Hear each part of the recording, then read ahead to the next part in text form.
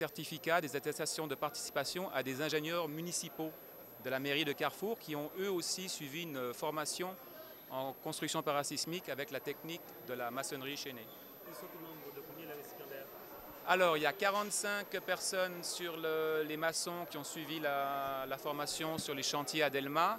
Il y a environ 25 anciens étudiants du centre de formation professionnelle de Carrefour et environ 20 ou 25 ingénieurs municipaux de la mairie de Carrefour. Un petit peu de détails concernant les différents modules qu'ils ont vus au cours de cette formation. Alors en fait c'est un module pour permettre la construction d'une maison complète, donc avec la technique de la maçonnerie chaînée. Donc ça commence par les fondations, la maçonnerie, donc la pose des blocs à un tiers, l'arpage, le béton, les mélanges, les aspects du curage, et puis l'aspect principal et important c'est le ferraillage, avec justement les connexions parasismiques. C'est ce qui manque surtout aujourd'hui en Haïti encore. Quel est le coût de ce projet? Alors ça dépend, moi je ne suis pas de notre côté, le centre de compétences reconstruction, sur la formation de la Croix-Rouge, nous avons amené notre expertise. On a amené 2 formateurs qui sont devenus des superviseurs. Ils ont supervisé les formations données par les formateurs de la Croix-Rouge. De l'autre côté, avec les anciens élèves du centre de formation professionnelle de Carrefour, ça a été autofinancé par le centre. C'est vraiment une première, je tiens à le souligner, on a fait une participation vraiment minime.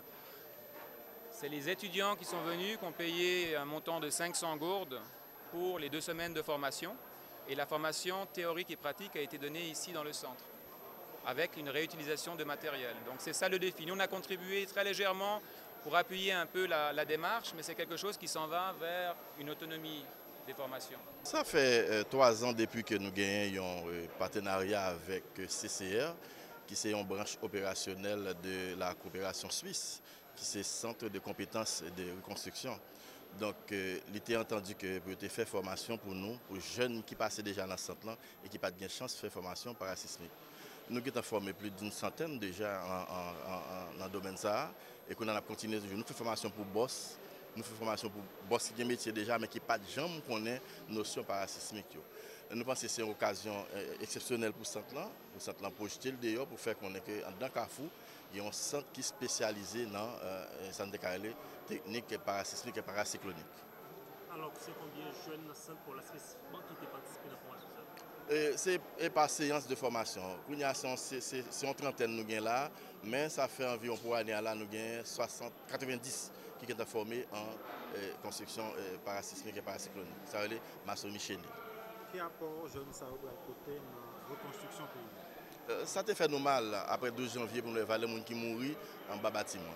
Nous avons pensé que c'était une fatalité. Mais là, nous venons comprendre la situation. Nous voyons que c'est nous-mêmes qui pouvons mettre des scènes. Et c'est comme ça nous mettons campé un programme de formation ensemble de concert avec INFP et CCR pour nous former jeunes de telle manière pour que les bâtiments nous pas tourner des tombeaux pour petites nous avec petites filles et petites garçons. Donc c'est ça fait nous penser que les jeunes qui sont formés là, ils pourront des agents qui peuvent multiplier ça qu'on est à d'autres boss qui peuvent qu'on rien du tout dans la profession ça et de telle manière pour nous réduire le risque sismique en Haïti.